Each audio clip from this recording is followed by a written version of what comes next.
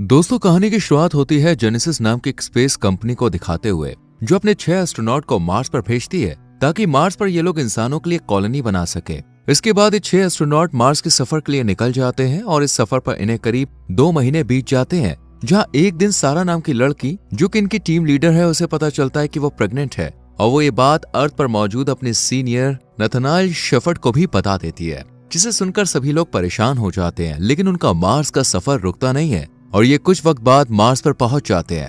तब तक सारा की डिलीवरी का भी टाइम आ जाता है और वो एक बेटे को जन्म देती है, लेकिन कम ग्रेविटी की वजह से अचानक उसकी तबीयत खराब हो जाती है और फिर सारा की डेथ हो जाती है।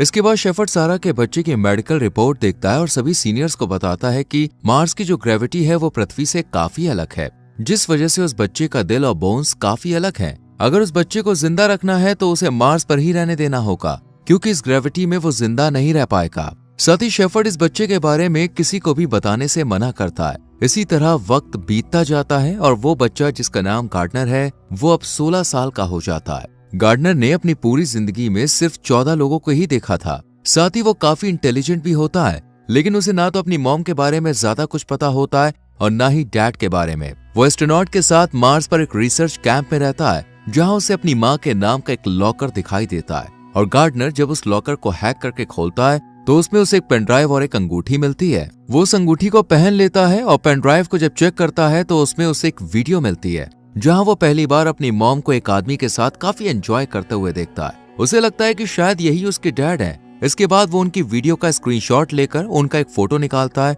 और उसे अपने पास रख लेता है। आगे हम गार्डनर को अर्थ पर एक लड़की से चैट करते हुए देखते हैं, जिसका नाम तुलसा है। तुलसा गार्डनर से कहती है कि मैं अपनी जिंदगी अपनी मर्जी से जीना चाहती हूँ, साथ ही कई जगहों पर घूमना चाहती हूँ। इस पर गार्डनर उसे जवाब देते हुए कहता है कि काश मैं भी ऐसा कह पाता। ये सुनकर तुलसा उससे पूछती है कि तुम्हें कौन रोकता है। इस पर वो उसे कहता है माई डिसीज ऑस्टियोजेनेसिस इम्परफेक्टा, यानी उसकी बोन्स काफी कमजोर हैं, जिस वजह से वो घर से बाहर नहीं जा सकता। साथ ही वो तुलसा को बताता है कि वो किसी घर में नहीं बल्कि एक पेंट हाउस में रहता है, जो पार्क एवेन्यू पर है। लेकिन तुलसा को उसकी बात पर यकीन नहीं होता है। इसके बाद हम गार्डनर को मार्स पर काफी तेज स्पीड में एक व्हीकल चलाते हुए देखते हैं, जिस वजह से वो गिर जाता है और उसका ऑक्सीजन पाइप निकल जाता है। ऑक्सीजन ना मिलने की वजह से गार्डनर मरने ही वाला होता है कि तभी यहाँ कैंड्रा आ जाती है, जो गार्डनर को अपने बेटे की तरह समझती थी। वो जल्दी से उसे संभालती है और उसे समझाते हुए कहती है कि ऐसी गलती दोबारा मत करना, क्योंकि मैं तुमसे बहुत प्यार करती हूँ और तुम्हें खोना नहीं चाहती हूँ। ये सुनकर गार्डनर भी थोड़ा इमोशनल हो जाता है और इतने में ही कैंड्रा की नजर डेस्क पर पड़ी फोटो पर पड़ती है, जिसे देखकर वो समझ जाती है कि गार्डनर अपने पास्ट के बारे में जानना चाहता है। इसलिए वो अपने सीनियर शेफर्ड को कॉल कर उससे कहती है कि मुझे अब गार्डनर को अर्थ पर ले जाने की परमिशन चाहिए। लेकिन शेफर्ड मना कर देता है और कैंड्रा से कहता है कि ऐसा मुमकिन नहीं है, इसलिए गार्डनर की सर्जरी करनी पड़ेगी, तभी वो अर्थ पर रह पाएगा।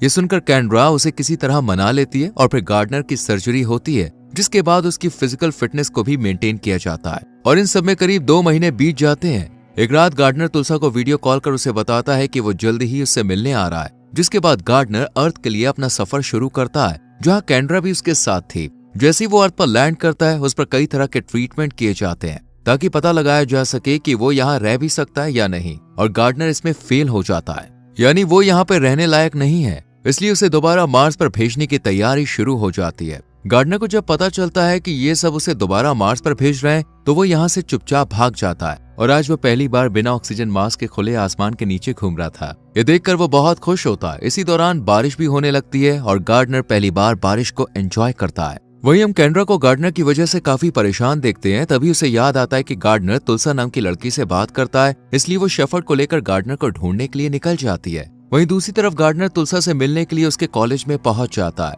जहां वो तुलसा को देखकर उसका नाम पुकारता है। पहले तो वो उसे पहचान नहीं पाती है, लेकिन जब गार्डनर उसे अपना नाम बताता है तो वो उसे एक जोरदार थप्पड़ मारती है और उससे कहती है कि तुम 7 महीने से कहाँ गायब थे।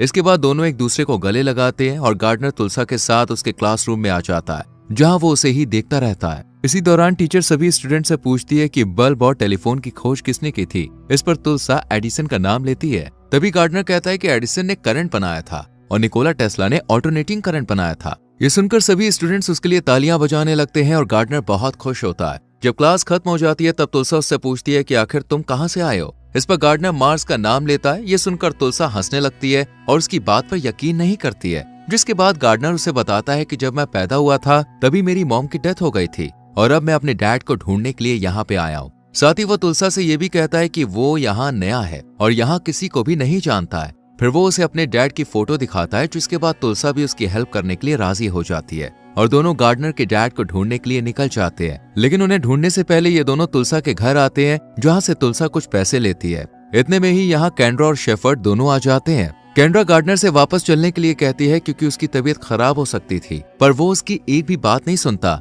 और कैंड्रा से कहता है कि मैं अपने डैड को ढूंढने के लिए जा रहा हूँ। इतना कहकर वो यहाँ से भाग जाता है और उसे पकड़ने के लिए कैंड्रा उसके पीछे जाती है। इतने में ही शेफर्ड भी कार लेकर गार्डनर का पीछा करता है, लेकिन तभी यहाँ तुलसा एक हेलीकॉप्टर लेकर आ जाती है और गार्डनर को अपने साथ ले जाती है। पर तुलसा को ये अच्छी तरह चलाना नहीं आता था। इतने में ही हेलीकॉप्टर का फ्यूल भी खत्म हो जाता है, जिस वजह से वो डगमगाने लगता है और सामने गोदाम से टकराने ही वाला होता है कि इससे पहले ही ये दोनों उसमें से कूद जाते हैं, जिसके बाद उनका हेलीकॉप्टर उस गोदाम से टकरा जाता है और एक बहुत बड़ा ब्लास्ट होता है। ये ब्लास्ट देखने के बाद कैंड्रा और शेफर्ड दोनों बहुत ज्यादा डर जाते हैं। उन्हें लगता है कि गार्डनर इस ब्लास्ट में मारा गया है, लेकिन जब वो यहाँ पे आके चेक करते हैं तब उन्हें पता चलता है कि वो तो पहले ही हेलीकॉप्टर से कूद गया था और अब यहाँ से भाग चुका है। इधर गार्डनर और तुलसा एक कार किराए पर लेते हैं और अपना आगे का सफर तय करते हैं। रास्ते में गार्डनर को एक घोड़ा दिखाई देता है, जिसे देखकर वो बहुत ज्यादा डर जाता है। तुलसा जब गार्डनर की इन बातों को नोटिस करती है तो उसे काफी अजीब लगता है, पर उसे अभी भी यकीन नहीं होता कि गार्डनर मार्स से आया है।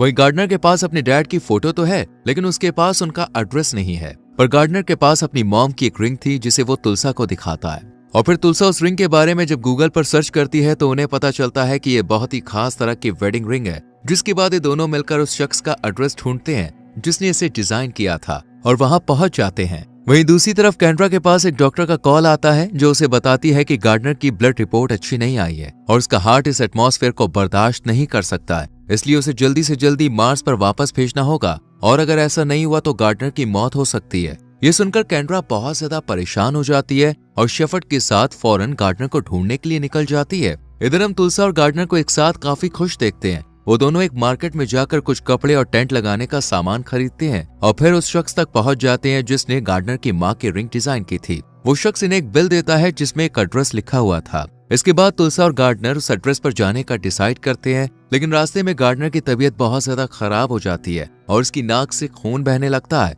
जिस वजह से वो यहीं बेहोश हो जाता है। ये देखकर तुलसा जल्दी से उसे एक हॉस्पिटल में ले जाती है, जहां डॉक्टर गार्डनर का चेकअप करते वक्त हैरान रह जाते हैं क्योंकि उसका दिल आम इंसान के मुकाबले काफी बड़ा था और उसकी बोन्स भी कुछ अलग थी। अब यहाँ तुलसा भी समझ जाती है कि गार्डनर ने उसे जो कुछ भी बताया था वो सब सच था। इतने में ही गार्डनर को होश आ जाता है और वो तुलसा से यहाँ से चलने के लिए कहता है, जिसके बाद ये दोनों यहाँ से चुपचाप भाग जाते हैं और उस एड्रेस पर पहुंच जाते हैं जो इन्हें इस शख्स ने दिया था। इसके बाद गार्डनर को घर के अंदर वही आदमी बैठा हुआ मिलता है जो सारा के साथ फोटो में था। गार्डनर इसे देखकर बहुत खुश होता है क्योंकि उसे लगता है कि यही उसके डैड हैं। वो जल्दी से उन्हें वो फोटो दिखाता है और बताता है कि सारा मेरी मॉम थी और मुझे जन्म देते वक्त उनकी डेथ हो गई। इस पर वो शख्स गार्डनर से कहता है कि सारा की डेथ एक एक्सीडेंटल डेथ थी। ये सुनकर गार्डनर मना करते हुए कहता है कि नहीं, ये सच नहीं है और मैं आपका बेटा हूँ। वो शख्स गुस्से में पुलिस को कॉल करने लगता है। तब तुलसा उसे रोकती है और उससे कहती है कि ये इस प्लेनेट पर किसी को नहीं जानता है, ये सिर्फ तुमसे मिलने के लिए इतनी दूर आया है। इस पर वो शख्स उसे कहता है कि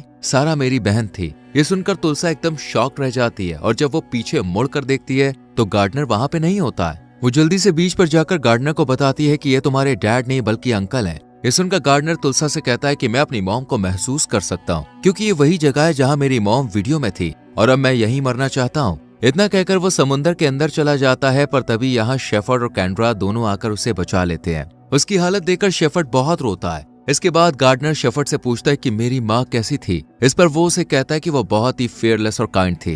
ये सुनकर गार्डनर समझ जाता है और शेफर्ड से कहता है कि तुम ही मेरे डैड हो ना। इस पर वो उसे हाँ में जवाब देता है। इतने में ही यहाँ एम्बुलेंस भी आ जाती है, जिसके बाद गार्डनर को एम्बुलेंस में बैठाकर एयरपोर्ट की तरफ ले जाया जाता है, जहाँ एक खास प्लेन मौजूद था। फिर वो गार्डनर को उस प्लेन में बैठाकर उसे उड़ाना शुरू करते हैं ताकि वो ग्रेविटी से दूर जा सके, क्योंकि वो जितना ग्रेविटी से दूर जाएगा उतनी जल्दी ठीक हो जाएगा। लेकिन गार्डनर की हालत अभी भी ठीक नहीं होती है। ये देखकर शेफर्ड बहुत परेशान होता है, इसलिए वो पायलट से प्लेन का कंट्रोल अपने हाथ में ले लेता है और अपने प्लेन को फुल स्पीड में ऊपर की तरफ ले जाता है। जब प्लेन ग्रेविटी से बाहर हो जाता है तो सब लोग हवा में तैरने लगते हैं, जिसके बाद गार्डनर की भी तबीयत बिल्कुल ठीक हो जाती है। कुछ टाइम के बाद वो दोबारा अर्थ पर आते हैं और गार्डनर को मार्स पर भेजने की तैयारी करने लगते हैं। हालांकि तुलसा को उसके जाने का बहुत दुख होता है, पर वो गार्डनर को जाने से रोकती नहीं है और फिर गार्डनर मार्स पर पहुंच जाता है। जहां पहुंचने के बाद तुलसा और गार्डनर की पहले की तरह ही बात शुरू हो जाती है और इसी के साथ ये मूवी खत्म हो जाती है। तो दोस्तों, आपको ये मूवी कैसी लगी कमेंट करके जरूर बताएं। वीडियो को लाइक और शेयर करें और चैनल को सब्सक्राइब करके बेल आइकॉन प्रेस करें